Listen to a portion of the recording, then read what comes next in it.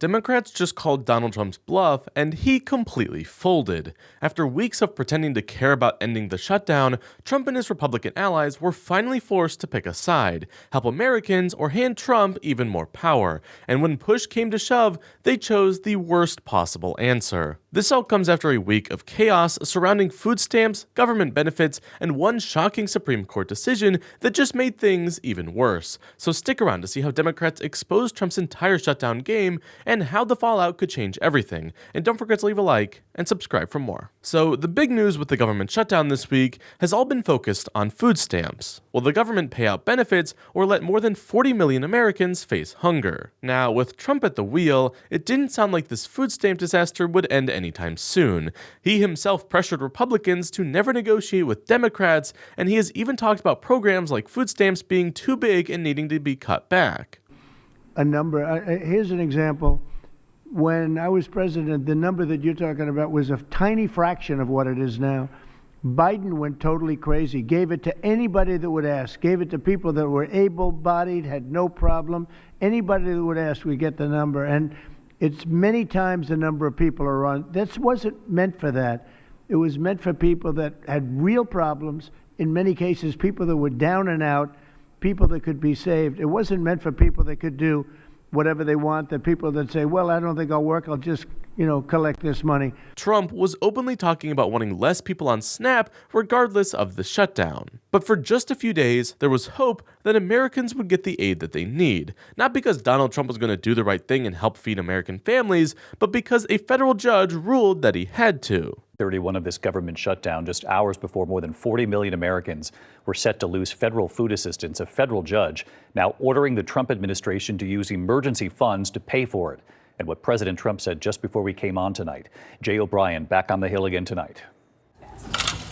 Tonight, hours before the government shutdown would force critical food assistance to run out, a federal judge now ordering the Trump administration to use emergency funds, saying without the SNAP federal food program, some 42 million of the country's most vulnerable would face irreparable harm and terror over the availability of funding for food for their family. Coming in just last weekend, a federal judge had to rule that the President of the United States couldn't starve people to help with his shutdown negotiations. This is something that shouldn't even be a debate, but sadly, Donald Trump didn't become a president to actually serve the American people. And just to prove my point, Trump challenged this ruling immediately in the Supreme Court, arguing that it was judicial overreach to tell the president what programs to fund. Trump is seriously complaining that he should be allowed to cut any program that he wants during the shutdown, no matter the consequences. And this is actually really huge and would basically mean the Supreme Court is giving him protections from federal judges for actions taken during a shutdown. And just as this weekend was coming up, the Supreme Court issued its shocking ruling agreeing with the president's insane ask. So as we started the show talking about late tonight, the Trump administration asked the Supreme Court to immediately pause a federal judge's ruling that required the administration to fully fund SNAP for the month of November. And we just got word from the Supreme Court that they have granted the Trump administration's request. There are nearly 42 million Americans that rely on the SNAP program. Most of them, as I started the show talking about, children, seniors, or people with disabilities, families across the country. And while multiple states have already sent out some SNAP benefits to some of those people, and I'm not sure how they can be pulled back, hopefully they can't be, SNAP benefits are staggered. So some people get them on the 1st of the month, some on the 2nd or the 3rd or even the 28th. Every state distributes benefits differently. And even within states, the day one person gets their benefits is often different from when another person will. So even though some people may have already received this month's benefits, this decision is going to have an impact, an immediate one, on the lives of millions, if not tens of millions of Americans. The Supreme Court has now given Donald Trump permission to ignore a federal judge and once again block Americans' food stamps. But the shocking part is, no one knows how far this really goes. Can he just start cutting any programs he wants regardless of the emergency funding? Will the court let him start ignoring federal judges whenever he wants now? The implications of this are huge, and because of the danger of this ruling, Democrats decided to test Republicans. In a new proposal this week, Senate Democrats offered to end the government shutdown immediately before Trump could start cutting SNAP and other benefits. But despite being offered everything they asked for, Republicans voted against it. During this entire shutdown, Republicans have been saying that Democrats need to negotiate for things like healthcare funding after opening the government. And that has been the message for the last 6 weeks. Now here is our very simple proposal to the Democrats. Let's sit down and come to a compromise and work it out. And you know what the Democrats' response to that is? Give us everything we want or we're going to shut down the government and keep it shut down. That is not reasonable behavior. That's not how you do compromise in this town. That is the way that the Democrats have operated. They are trying to take a hostage and we can't reward that behavior.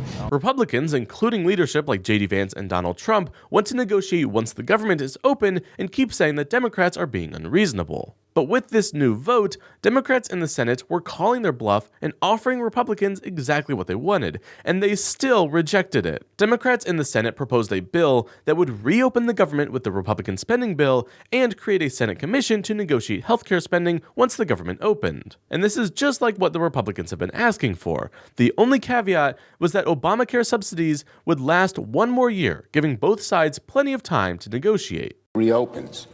Therefore, we'd like to offer a simple proposal that would reopen the government and extend the ACA premium tax credits simultaneously, and then have the opportunity to start negotiating longer-term solutions to health care costs.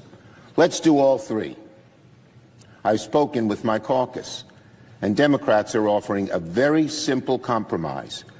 Democrats are ready to clear the way to quickly pass a government funding bill that includes health care affordability.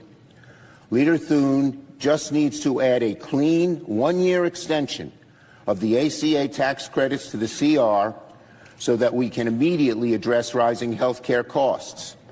That's not a negotiation. It's an extension of current law, something we do all the time around here, as we all know. But we also offer this.